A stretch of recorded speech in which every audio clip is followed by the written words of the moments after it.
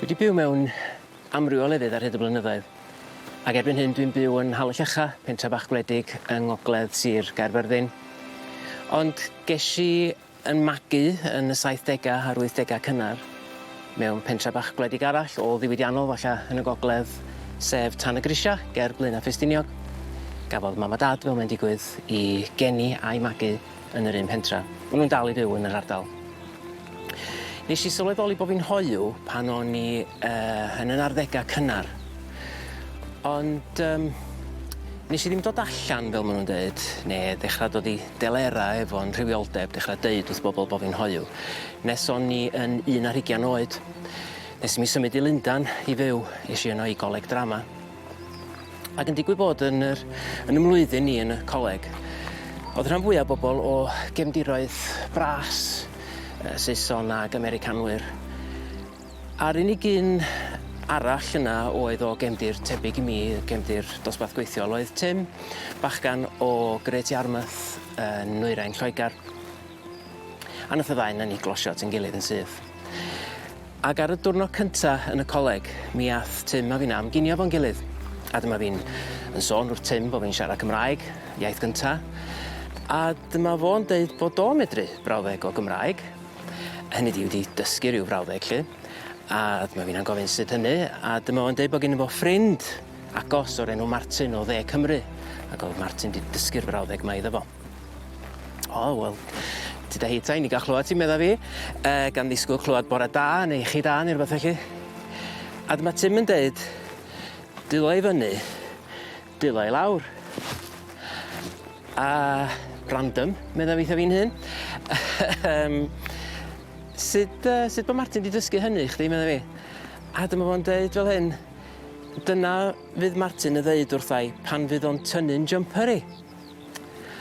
Wel, o Tim i'm wedi deud wrthai bod o'n hoyw, ac yn sicr o'n i ddim wedi deud o bo fi. O'n i'm wedi deud wrth neb, ar wahân i un ffrind o gynnau adra yn Blaena ffrind agos, lle. A am ryw reswm, do'n i ddim digon dewr neb, fedrwn ni ddim mynd yno yn yr eiliad honno fel petai efo Tim.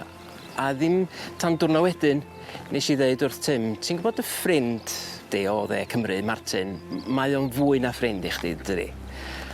A dyma Tim yn deud, yndi, wrth gwrs. A dyma fi'n deud, dwi'n hoyw hefyd. Wyt, dwi'n gwybod, medda Tim. A da ni'n ffrindiau agos hyd heddiw. Da ni, bobl hoyw a bobl o'r gymuned LHDTC yn ehangach, yn aml iawn yn denig i'r dinasoedd i Gaerdydd neu Lundan neu ble bynnag i ddod allan, i ddod i nabod yn hunan. A da ni'n gwneud hynny efo cefnogaeth, fel arfer, ffrindiau, bobl tebyg i ni, bobl o'r un byd olwg â ni, yr un anian, yr un rhywioldeb hyd yn oed falla. Ond mae'n mama yn tada ni, fel arfer, ar eu pennau hunan, yn eu cymunedau.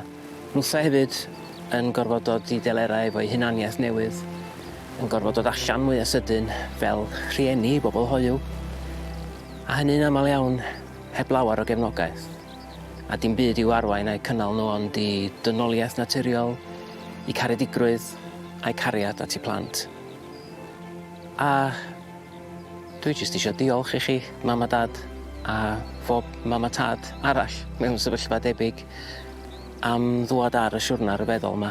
Mae wedi bod yn un droellog a amball dro annisgwl, a mae wedi bod yn heriol ar adegau heb os. Ond diolch i chi am eich dewrder, diolch i chi am fentro, am eich cariad, a diolch i chi am ddathlu efo ni yn y diwedd.